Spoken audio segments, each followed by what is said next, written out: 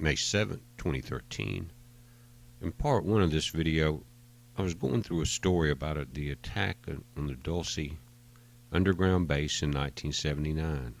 Now, again, no one will ever know exactly what happened there.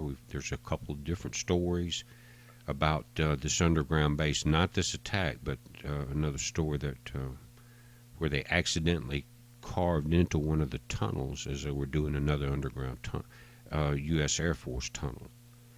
One of their tunnels had accidentally hit one of the underground bases that no one knew about. They didn't know the extent of what was going on there and the human cloning.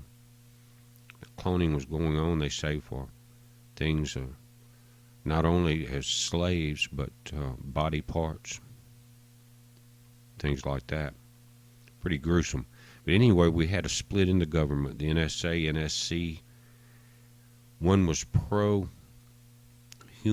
The other one had basically sold out, as along with the powers that be of the world. And so they had planned an attack. Now, what had happened, one of the aliens, probably the same group that we read about in the Sumerian text, that was on the side of the humans, the ones that told Noah how to build the ark. Well, they came in and was one of the first ones to alert the government about what was going on. They came in and explained the situation. They ended up showing them the attack force, the weak points and the entry points in this underground base.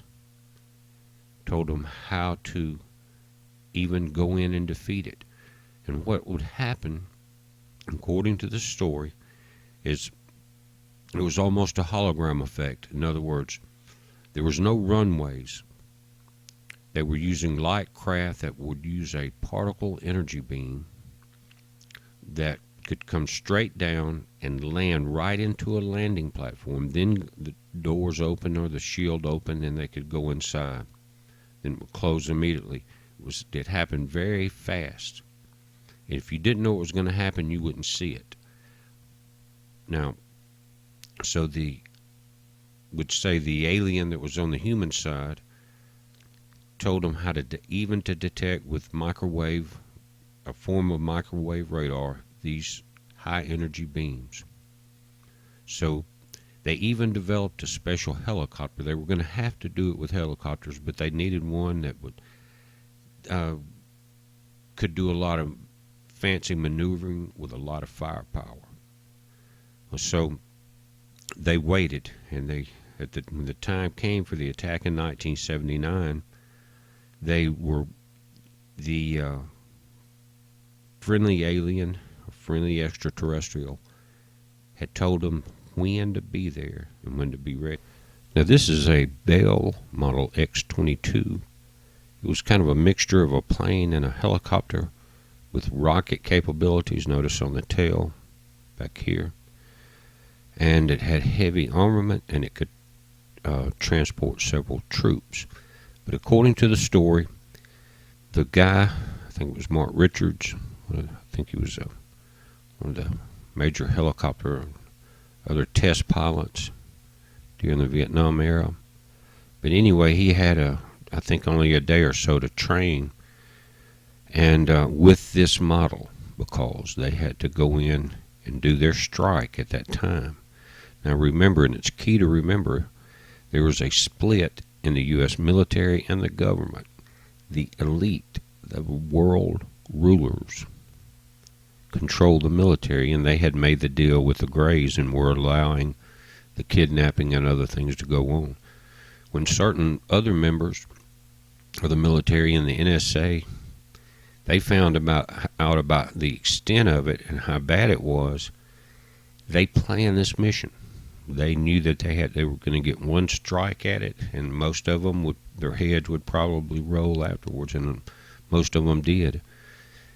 But what I like to do is, you can go and Google the X-22 Bell and find this picture. This is not in the book, but there's also other information. And remember, the attack was in 1979, according to the story. So I always like to look outside the story somewhat, because try to tie in as much evidence as you can that these things are possible. Now, the Air Force has always been in command, and you got to remember that that strike was because of a split. So after that happened, the first thing they're going to do is they took a pretty deadly blow. The elite did, and the Greys did in this mission. But after that, it started a series of clamping down on any type of rebellion and putting it into absolute control of one body. Now, this is the present one. It's called part of the U.S. STRATCOM, the JFCC Space Division, or Joint Functional Component Command for Space. It says the command was established on the 19th of July 2006 and activated on the 12th of September that year. It was under the command of General William L. Shelton. The JFCC Space is headquartered at Vandenberg Air Force Base in California, and was formed from the Division of Joint Functional Component Command for Space and Global Strike into two separate commands. It was the JFCC Space and Joint Functional Component Command for Global Strike and Integration. Said the commander, the JFCC Space is also commander of the 14th Air Force Space Command. Now, that's where it had formed. Now, the Space Command had already been dissolved into this. And I want to go back because this was not formed in 1979. I'll show you what was.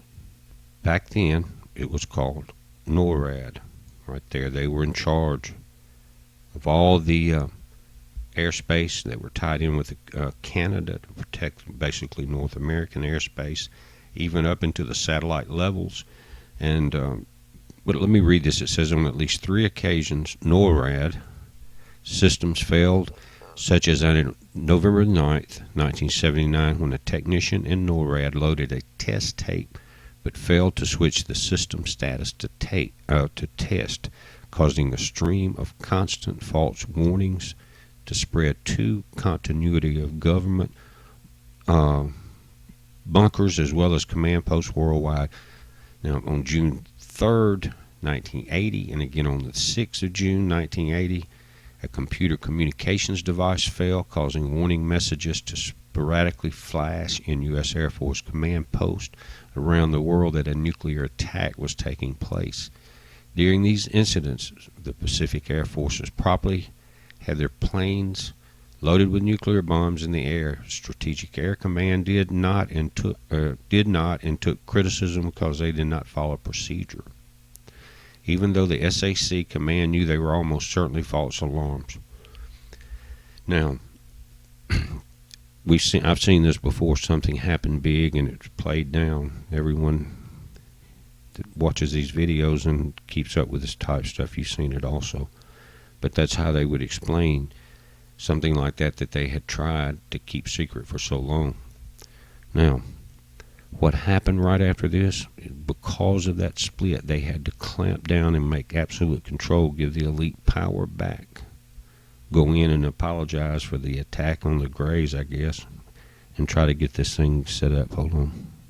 Now, again, you can get any of this information online. It's nothing top secret or anything, but this was called the 1980 reorganization. That's what I'm saying. Step outside the story sometimes and look around.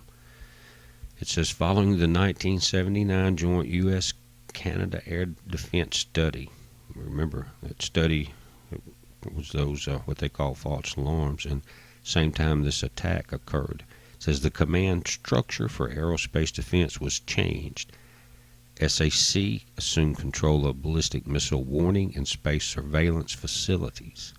December 1st, 1979, from ADCOM. It says the Aerospace Defense Command Major commanded ended March 31st, 1980, and its organizations in Cheyenne Mountain became the ADCOM specified command under the same commander as NORAD.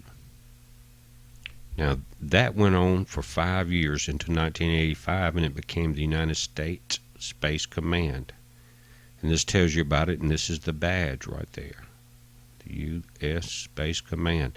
here's a key part. It says it was created in 1985 to help institutionalize the use of outer space by the United States Armed Forces. It says the Commander-in-Chief of U.S. Space Command, with headquarters at Peterson Air Force Base, Colorado, was also the Commander-in-Chief of the binational U.S.-Canadian North American Aerospace Defense Command. In other words, that word institutionalize here, guys, that tells you that they plan to never let that rebellion ever happen again. It almost cost them their control. Now, I want to get back to the story of this attack. And what we're looking at here, I think, is this is, I think, part of the Cheyenne Mountain Underground Air Force Base, but this is what was called one of the doors there that seal these off. And supposedly, just inside the landing pad of the Grays in Dulce was this type of door, this type of underground. And remember, the U.S. Air Force helped build this. They just, some of them didn't know the extent and what had grown from it. But this is more than likely very close to what was right inside that landing pad. But I want to go back to the picture of that X-22. Hold on.